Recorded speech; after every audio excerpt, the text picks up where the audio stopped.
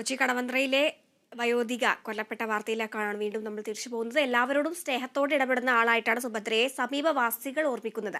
ആരെയും ആശ്രയിക്കാതെ ഒറ്റയ്ക്ക് താമസിക്കുമ്പോഴും മക്കളുടെ സ്നേഹവും കരുതലും എന്നും ഇവർ കാത്തു സൂക്ഷിച്ചിരുന്നു. സുഭദ്രയുടെ മരണത്തെ ഇനിയും ഉൾക്കൊള്ളാൻ ഇവർക്ക് കഴിഞ്ഞിട്ടില്ല.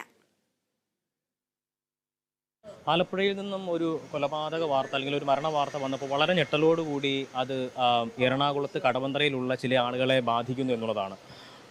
എങ്ങനെയാണ് അല്ലെങ്കിൽ ഒരു അമ്മ അവരോട് ഇടപെട്ടിരുന്നത് എന്ന് അയൽവാസികളായിട്ടുള്ള ആളുകൾ തന്നെ പറയുന്നു. അവർ ഡെയ്സി എന്നാണ് ഈ അമ്മയുടെ പേര്. അമ്മ തൊട്ടടുത്തുള്ള ഒരാളാണ്, കൂട്ടുകാരി കൂടിയായിരുന്നു. അപ്പോൾ ഇങ്ങനൊരു വാർത്ത കേട്ടപ്പോൾ ശരിക്കും എന്താ? ഇപ്പോൾ ഭയങ്കര വിഷമമാണ് വന്നാൽ അമ്മച്ചിക്ക് ഇങ്ങനെ ഗതികേട് വന്നല്ല. അമ്മച്ചി എന്ത് ഉപകാരണിയായി, ആർക്കും ഒരു ദ്രോഹം ചെയ്യാത്തൊരമ്മച്ചിയായിരുന്നു. അമ്മച്ചിക്ക് എന്ത് പറ്റി എന്നുള്ള വിഷമമായിരുന്നു ഞങ്ങൾക്ക്. കാണാതായിട്ട് ഇപ്പോൾ ഏതാണ്ട് ഒരു മാസത്തോളമായി. ഓഗസ്റ്റ് 4-ാം തീയതി ഞായറാഴ്ചയാണ് ഇവരെ കാണാണ്ടായത്. അപ്പോൾ മക്കളും ഒക്കെ വിചാരിച്ച് അമ്പലത്തിൽ പോയതായിരിക്കും, അമ്പലവാസിയാണിത്, അമ്പലത്തിൽ പോയതായിരിക്കും, താമസിച്ചാണ് വരണേന്ന് ഓർത്തുകൊണ്ട് മക്കൾ പോയി. പിറ്റേ ദിവസം അമ്മനെ നോക്കിയപ്പോൾ അമ്മ വന്നിട്ടില്ല, അമ്പലത്തിൽ പോയിട്ടില്ല. അങ്ങനെയാണ് ഒരു പോലീസ് സ്റ്റേഷനിൽ അറിയിച്ചത്. ഈ അമ്മയായിട്ട് എങ്ങനെയാ അമ്മയുടെ പരിചയം എന്ന് വെച്ചാൽ നമ്മുടെ തൊട്ട് മതിലാണല്ലോ. എപ്പോഴും ഞാൻ എന്തെങ്കിലും ഇവിടെ ഭക്ഷണ സാധനങ്ങൾ എന്തെങ്കിലും ഉണ്ടെങ്കിൽ അന്ന് അവർക്ക് ഞാൻ വിളിച്ചു കൊടുക്കും. കഞ്ഞിയാണെങ്കിലും അവർക്കതെന്ത് സന്തോഷമുണ്ടെന്നറിയാമോ ഞാൻ അങ്ങനെ കൊടുക്കണത്. അവർ കണ്ടില്ലെങ്കിൽ ഞാൻ ആ ഗേറ്റിൻ്റെ അവിടെ കൊണ്ടുവന്ന് തൂക്കിയിടും. അവർക്ക് അപ്പം വേണ്ട ഡേയ്സി, ഞാൻ ഒറ്റയ്ക്കല്ല, എനിക്ക് മതി എന്ന് പറയും. എന്നാലും കഴിക്കും രഞ്ജിയുടെ അമ്മയെന്ന് ഞാൻ വിളിക്കുള്ളൂ. രഞ്ജിയുടെ അമ്മ കഴിക്കുക രഞ്ജിയുടെ അമ്മ എന്ന് പറയും. അങ്ങനെ എന്ത് കാര്യം ഉണ്ടെങ്കിലും തുറന്നു പറയണം. പക്ഷെ ശനിയാഴ്ച വന്നിരുന്നിട്ട് ഒരു മുഖ വ്യത്യാസമോ ഒരു ഒന്നുമില്ലാണ്ട് ഈ അമ്മ എൻ്റെ അടുത്തിരുന്ന് ലോകവിശേഷം, അമ്പലവിശേഷം പറയണേ, വേറെ ഒന്നുമല്ല, അമ്പലവിശേഷം. അമ്മച്ചിക്കൊന്നും പറയാൻ പാടില്ലായിരുന്ന എന്നോടൊന്നെങ്കിലും ഞാൻ മനസ്സുകൊണ്ട് വേദനിക്കണേ.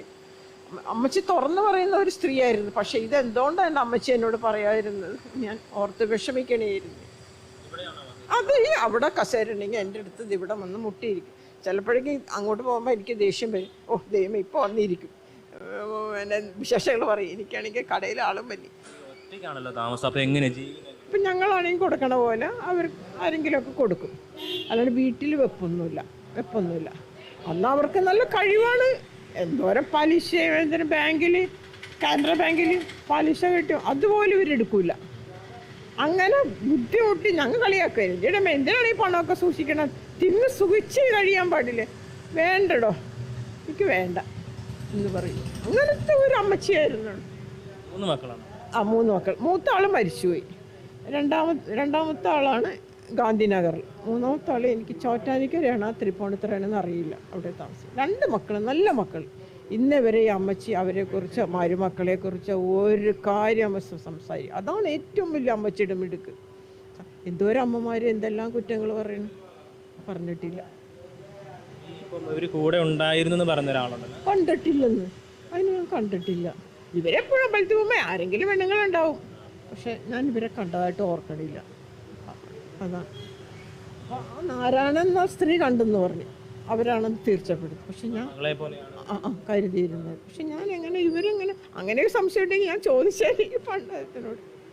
വളരെ ദാരുണമായിട്ടുള്ള സംഭവം ഉണ്ടാകുമ്പോഴും ഇങ്ങനെയുള്ള വളരെ സ്നേഹമയായിട്ടുള്ള അമ്മയെ തന്നെയാണ് ഇവർ ഓർക്കുന്നത്. ഒറ്റയ്ക്കാണ് താമസമെങ്കിലും സ്വന്തമായി അധ്വാനിച്ച് തന്നെ മറ്റാരെയും ബുദ്ധിമുട്ടിക്കേണ്ടതില്ല എന്നുള്ള ഒരു തീരുമാനത്തിൽ തന്നെ ജീവിക്കുകയായിരുന്നു. മക്കളൊക്കെ ആയിട്ടാണെങ്കിലും നല്ല സ്നേഹത്തോടു കൂടി കഴിഞ്ഞിരുന്ന ഒരാളാണ്.